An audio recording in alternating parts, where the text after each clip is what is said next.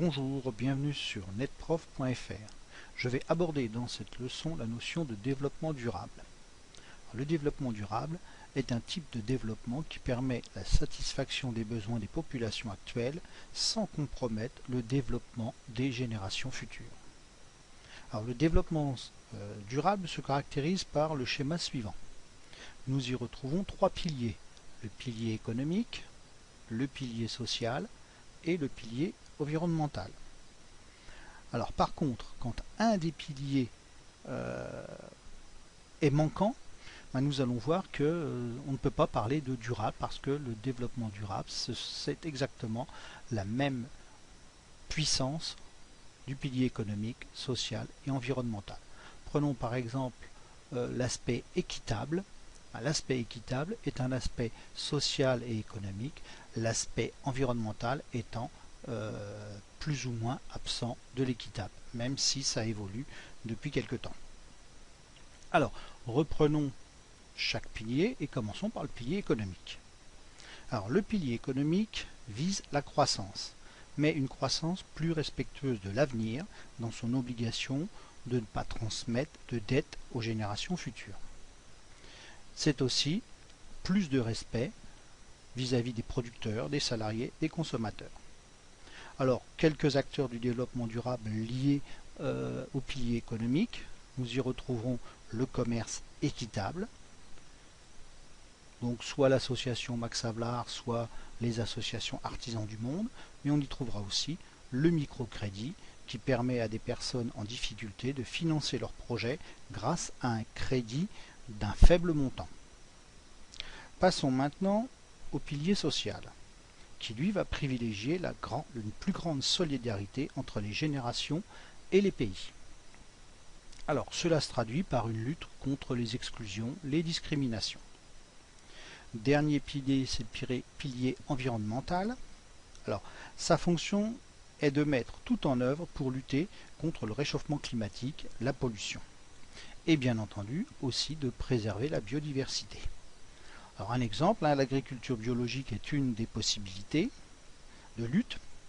Même chose pour le tri ou le recyclage des déchets et la lutte contre les gaz à effet de serre.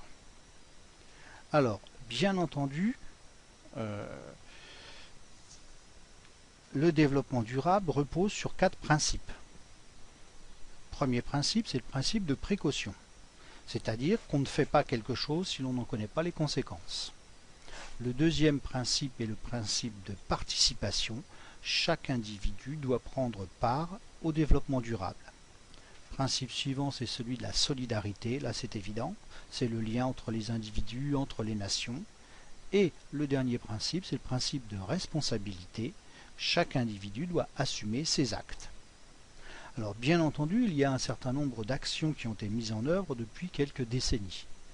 Par exemple, depuis 1972, les Nations Unies organisent ce que l'on appelle un sommet de la Terre, qui tous les 10 ans regroupe les gouvernements de tous les pays et une centaine d'ONG.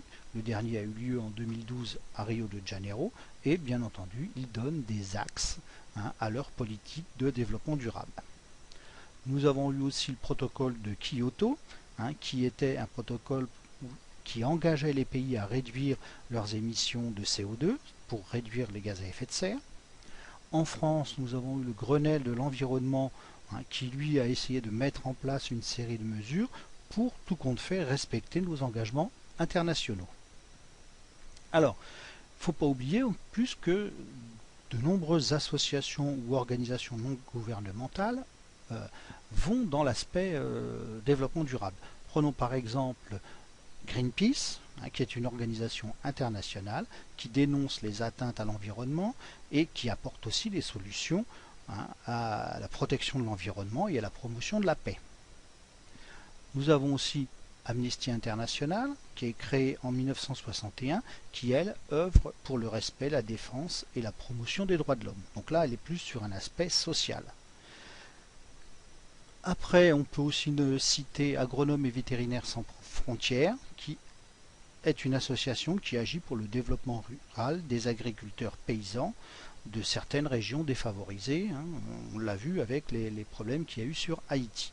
Et puis on retrouve nos associations de commerce équitable comme Max Havelaar, qui essayent, elles, de donner aux paysans les moyens de vivre dignement de leur travail.